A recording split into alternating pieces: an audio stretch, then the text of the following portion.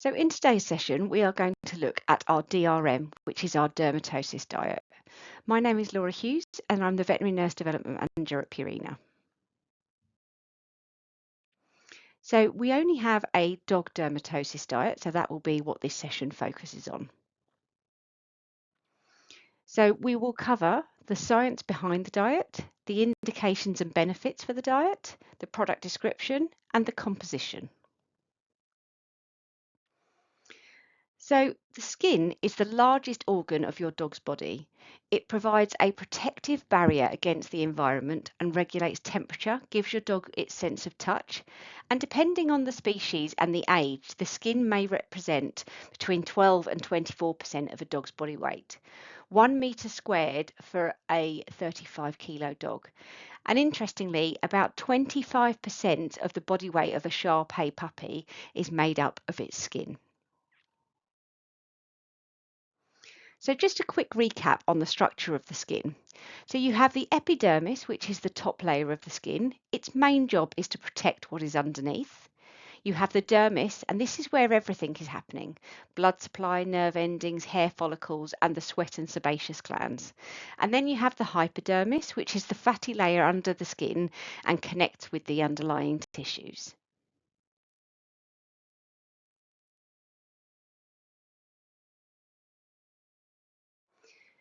So, question, if we think about the threats to the skin, what do we think is the biggest one? So, why are we talking about skin and coat conditions? Well, actually, they're one of the most common reasons for a visit to the vet. And that's because the skin is large and exposed, but also skin conditions are very visible to the owner. Now, the skin conditions can include a variety of different things. So, skin and coat conditions are one of the most common reasons for a dog visiting the vet outside of preventative healthcare, and that's what this chart is showing you. So, it's followed closely by your musculoskeletal and your gastrointestinal, but it really shows that we need to have a focus on supporting our animals and their skin. As we've said, skin and coat condition are very common. And so for that reason, we need to think about some of the clinical signs that you may see an animal presenting with that's having problems with their skin.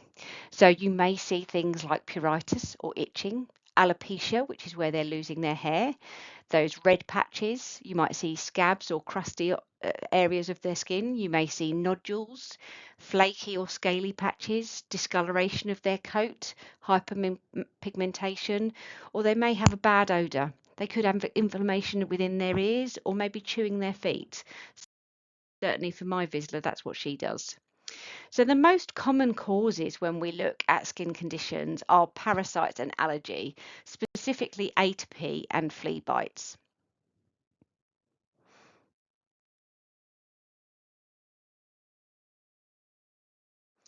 So what is the puretic threshold? So this is a level at which we will see the clinical signs. So if you look at this chart, each allergen that the individual is allergic to stack up. And once it goes above that red line, that's when you start to see the clinical signs. And when we look at what we're trying to do from a diet perspective, we're trying to remove the dog's allergens that it's got to foods to take it below that level, which would result in the dog still being allergic to the pollen, the dust mites, etc. But you wouldn't see those clinical signs because it's below that red line.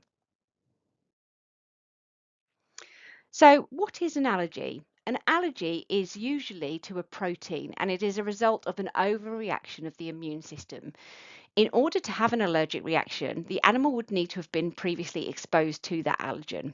Remember, the problem is sitting with the animal, not the allergen, and therefore that's where we need to focus on the individual patient in front of us. So, what are the causes of allergic skin conditions? So, when we look at these from a top line perspective, you've got flea bite allergy. So, this is when the animal is reacting to the saliva from the flea when they bite them. You've got atopic dermatitis, which is inflammation to the skin due to environmental allergens such as pollens or grasses. You've got food allergy, which is a reaction to food. You've got 30% of dogs with food allergy will also have flea bite or environmental allergies as well. And we'll go into some of these in a bit more detail on the following slides. So atopic dermatitis. So atopic dermatitis is an allergic reaction to something in the environment. So it could be grass, pollen, dust mites, and it's usually seen between the ages of 6 months and 3 years. You will often see signs like pruritus, which is that itchy skin, erythema, which is some swelling, and you are most likely to see these in the warm, wet locations. So if you look at our example of our Westie here, the sort of peachy areas are those warm, wet areas. So it's the skin folds, it's the ears, it's the armpits, it's the toes. And actually, the diagnosis for this will be looking at things like skin scraping or coat brushing or a hair pluck, rigorously control or trialing different treatments.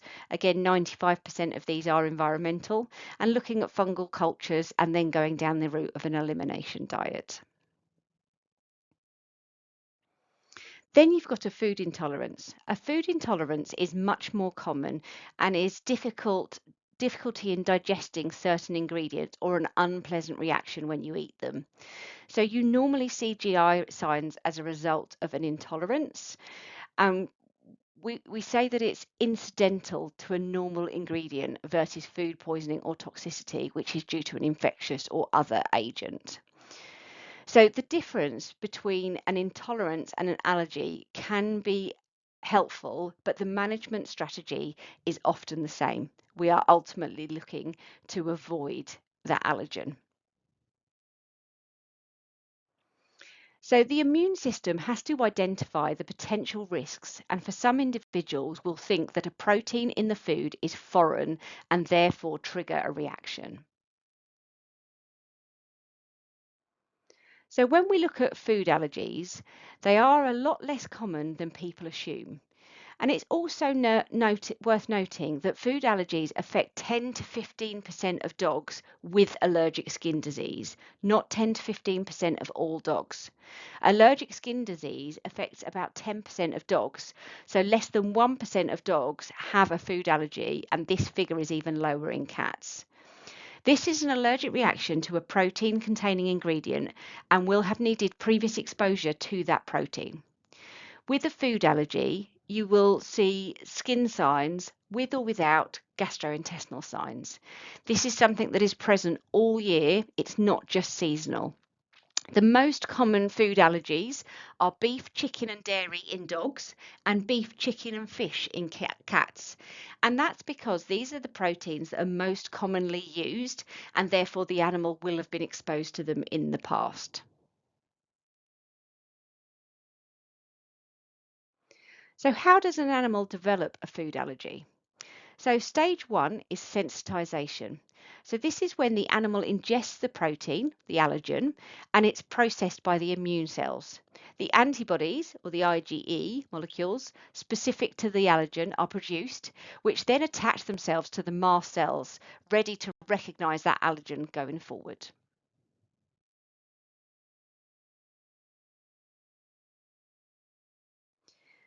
The second stage is the response stage. So this is when the animal ingests the protein or the allergen again, and the Ig antibodies on the mast cells recognize and bind to the allergen, so the protein. And this then triggers the release of histamine. So histamine is an allergic mediator, and it starts the process of inflammation and itching.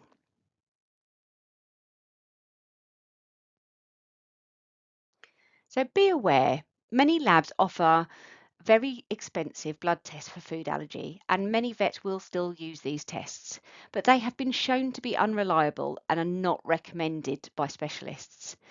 Elimination diet improvements don't take 12 weeks. Diagnosis of a food allergy can be a challenge, but there's no quick or simple test. Intradermal skin and blood serum allergy tests are both unreliable. They can indicate exposure to a particular ingredient or antigen, but do not determine if the pet has an allergy to it. Thus, serum testing can be useful to inform a clinician of proteins to avoid in an elimination diet, but not to diagnose a food allergy. The only reliable method of diagnosis is an elimination trial with a fully hydrolyzed diet, with improvements in the skin or gastrointestinal symptoms after starting the diet. To confirm the allergy, you re-challenge with the previous food, and that would result in the redevelopment of symptoms, although owners often prefer not to re-challenge if those improvements have been seen.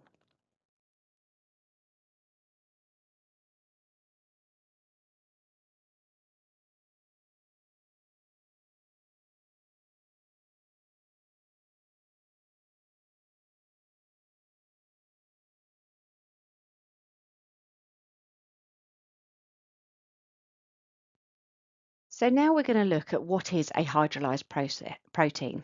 So hydrolyzation is the process of changing the molecular weight of a protein so that the body cannot recognize it. So I'm going to be a little bit crude with my example because if we think about a soya protein and we imagine that that is a star shape, the process of hydrolyzation chops it up into smaller pieces, so the triangles. So the body will no longer recognize it as soya and therefore won't have the reaction. So what is a hydrolyzed protein? So hydrolyzation is the process of changing the molecular weight of the protein so that the body cannot recognize it. Another option for food allergy management is novel protein diets, but there are some potential problems with novel protein diets. If you have an incomplete food history, whether it's a rescue, you're unsure what they've been fed, they don't know what treats they've had, maybe things haven't been declared, the owners have been given things without realizing, there's cross reactions between related proteins. So, for example, poultry, it could be a dog that's maybe predisposed with pancreatitis, and that's been an issue. So what else do we need to consider? So we need to consider medications such as anti-inflammatories, so things like Apoquel or Cytopoint. We need to think about secondary infections and management and treatment of those. We need to ideally look at avoiding the allergen where we possibly can, considering maybe immunotherapy or the hydrolyzed diets as part of the long-term management of that condition. Okay, so this is where we go on to talk about our DRM, which is our dermatosis diet. So this is the diet that you would use for skin conditions, but you can also use it to challenge your suspected food allergies. So within this diet, we have a blend of the skin goodies we've talked about previously. So we've got zinc, vitamin A and B to support skin construction repair. We've got vitamin E and vitamin C as antioxidants to mop up free radicals. And it's a low antigen diet. So what do we mean by that? Well, what we mean is that it contains only 3 proteins and they're classed as novel in that they are proteins that are not commonly found in other dog foods. And we've got the omega-3 fatty acids as a fantastic natural anti-inflammatory. So let's go into each of those areas in a little bit more detail. So first of all, we're going to talk about skin support. And this is where we talk about protein. Protein is super important when we're thinking about the skin. So did you know that 90%, 95% of each hair in a dog's coat is made up of protein? And it's essential for skin construction and maintenance and the building blocks of collagen and elastin. To support optimal skin and coat condition, 25 to 35% of dietary protein is needed for our animals. So we then look at low antigen. So as I've already mentioned, this is where this product contains only 3 proteins and they're classed as novel in that they're not routinely found in dog foods. The 3 proteins that we use are herring, pea, and rapeseed.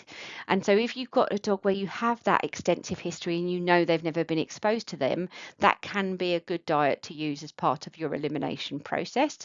But it could also be a diet to use to challenge, particularly if you've got an owner who's nervous in that elimination stage to go away from the fully hydrolyzed diet back onto the diet the animal was on previously. It may be that kind of stepping stone. And then lastly, we have our omega-3 fatty acids. So omega-3 fatty acids are a fantastic natural anti-inflammatory. And we also have the omega-6s, which support the skin barrier and to help to avoid the water loss through the skin. What's really important with our omega-3 and our omega-6 is to have that balance of what they're both doing to support the skin. We then have antioxidants, specifically vitamin E and vitamin C, and they're going to be mopping up those free radicals that would otherwise be causing damage to the cells of the skin. So when we look at the composition of our diet, we've already touched on the protein sources within the diet, having only 3 protein sources. One of the other really good benefits of this diet is in relation to the level of the omega-3 and 6 fatty acids, but also the calorie content within this diet. So it can also be really good if you've got dogs that are quite fussy as well, because it is quite calorie dense. So thank you so much for your time and attention. If you do have any questions about our DRM dermatosis diet or any of our other products within the range, please reach out to us on vettechline@purina.nestle.com. Thank you so much for your time and attention.